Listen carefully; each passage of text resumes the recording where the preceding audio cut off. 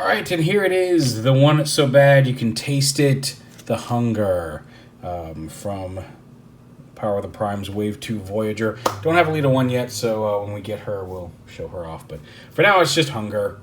And here he is in his stumpy compass front leg dragon, two-headed dragon thing. His dragon heads open and close their mouths. They got some up and down and side to side, which also informs his ankle movement, but he's got some cool little dragon heads. He's got a stumpy little tail. And he's got his Power of the Primes prime armor here, which also form his feet. He comes with his instructions and his bio card. In this case, I got Onyx Hunger, a fearsome hunter who devours his prey. I did not get the, he turns into a mass of mouths and stomachs that so many people seem to be getting. I can't remember. Amalgamous Prime, I think, does that one. So yeah, Onyx Prime. Let's stop and take a minute on this. It looks like he's going to be exclusively packed with, of course, Predaking, because of course they're going to make a dude this tiny only available by buying their $300 giant Mungo stuff. I hope we get a suit for him. We've seen 8 Prime Masters of the 12. 8 of them have suits. The little Pretender suits. We better get the last 4. I'm okay if they're the classic Pretender shells. I'm okay if we do like Longtooth and Wave Rider. We have seen the Wave Rider mold. They were going to do it for the Ultra or the Grand Max, and then they didn't get enough pre-orders. Or Splashdown, or I don't care. Groundquake. There you go. There's 4. Come on, do it. I want little Pretender shells for all my little Pretender primes, or I'm going to be a very sad panda. Anyway, that aside, because we don't have Onyx Prime yet, we're going to use Alchemist Prime since we haven't used him much, and I like Sub-Marauder. So anyway, here's his prime armor. They just peg onto his legs. We'll go ahead and pop those off. He does share a lot of molding design ideas. Not molding. He shares a lot of design engineering with Silverbolt, as many people have pointed out. But aside from the fact that it gives him very strong rear haunches and very tiny little front paws and a spoochy tail, we're going to love him anyway because he's a dragon. Anyway. So yeah, to turn him into a robot from here, he's got, like I said, he's got the swivel at the hips, because these are basically his legs, so he's got all those articulations. His feet move here, his feet move here, and he's got some posability here, and his tail is just there. Anyway. So yeah. Now, to transform him into a robot, we'll just go ahead and stand him up here. You can actually take these, and if you can get them up, flip them up to cover the combiner ports, or you can leave them down to keep the to have the little fins up. Personally, I like to do this. Now, unfortunately, like that's as far as his knees sit a little far forward, and that causes some balance issues, I think, sometimes in robot mode. Plus, they're not super tight, and they're on a pin, so maybe some floor polish will fix them. I'll have to tighten those joints a little bit because he does like to flop backwards, unfortunately. But yeah, open up his feet. There's his whole lower half. Done. Come up here top. Refocus it because he's washing out. Brighten it up a little bit. All right, so bring his arms down, out to the side. Here's that faux rub symbol sticker on this shoulder, and then a standard shiny Decepticon symbol on the shoulder. Flip these back to reveal his fists. You can fold these up to hide in his, actually lift this up and fold these in here to hide inside the backpack.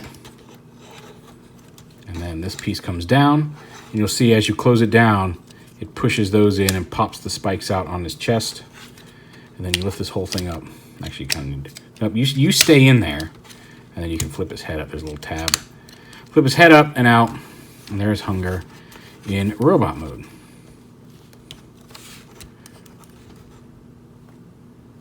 He can wear his prime armor on his arms, and again, if you want to activate the power of the primes, you just plug that in, and he stays in there fairly securely. The feet are usually pretty good about holding these things. Although the problem with the feet is getting them out. And sometimes you can come over here and push out on the little tab. And sometimes that's enough to let you get it, but sometimes you need to get something to really push them up and out, which we did. Anyway. So yeah, he's got a ball joint at the head, although his helmet kind of limits it. Same shoulders as such as Silverbolt, ratcheting in both directions, bicep swivel, hinge elbow, and that's about it. There's no wrist swivel. No waist swivel, sadly, but he does have ratcheting hips in both directions, thigh swivel, dual hinge knees, and then, like I said, front to back, side to side, all that articulation we saw in the feet hinges in Dragon mode. And of course, he's the leader of the Terracons, which means he has a torso.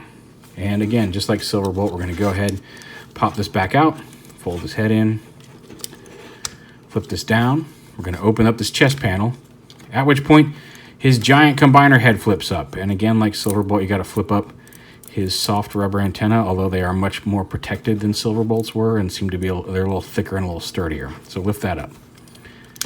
Go ahead and rotate his arms down to form the legs, and then fold these pieces back around behind his leg. You can see that's going to expose the combiner joints. Bring this down, fold his tail back up. Yeah, fold his tail back up. These are going to open up like this. Then this whole middle assembly comes up, lifts up, which allows his head to peg into that. Take his dragon heads, fold them up inside the leg itself. And then these are going to come up. They will tab in. There's a gray tab here on the leg and a slot here in the spine. So lift those up and peg those in here. And then these are going to come down. And then these tabs right here will tab into the side of the body. So just get everything lined up, tab it all together. Everything lined up, tab it up together.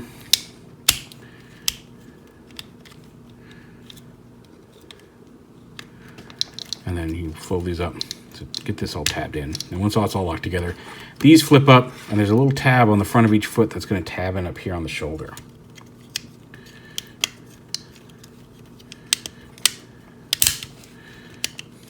Once you get everything all locked together. And then down here on the legs, rotate them around so all this extra crap is on the back and the combiner ports are exposed. And there's his pretty cool torso mode. And one of the things I like about the torso mode, there is something that we have not pointed out yet that the Voyagers come with, and that is his Enigma of Combination. It stores, this is the best place, right here in his chest. There's a little panel that opens up so you can plug in the Enigma of Combination there. You can leave it exposed, and the best part about this, I love this, because even with this all the way in and sticking out a little bit, this canopy closes over it. So if you want to just have it hidden in this chest, very Matrix-like, you can. If you want to have it exposed to be like, look, there it is, you can do that too. Same with a Prime Master. You want to give him the power here of Alchemist Prime. You can plug Alchemist Prime in here. Okay, so okay, never mind. Prime Masters have to be exposed because it doesn't quite close up. But you can still, even without tabbing into place though, if you just want him in there stored for the power, you can flip that up. It does sit at a weird angle, but it's hidden from the front. But I really do like that you can store the Enigma in there and have it all closed up. That's pretty cool. It doesn't look. This is weird because it looks like he's not really sticking out any more than Alchemist did, but whatever. I did mention we would see Ripper Snapper in his modes with HUN-GURRR, so because he's the only Terracon we've got. So we'll go ahead and plug a foot in and attach him down here, and there is Ripper Snapper as a leg with Abominus. Let me see if I can get my tripod to flip back down. There we go. And with a couple twists and flips here, we'll take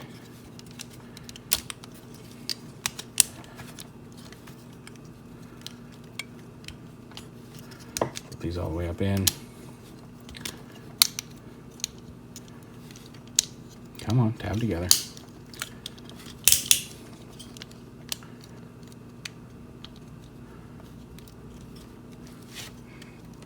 plug in his prime armor as the fist.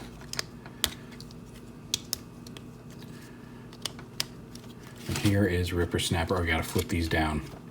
Again, to fill in the sides, which give him a cool little silhouette here, as well as expose the combiner ports. And there he is as an arm for Abominus.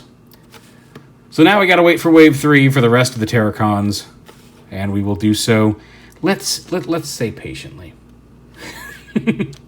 Although I really would like to have them. But yeah, so there is Power of the Primes, Voyager,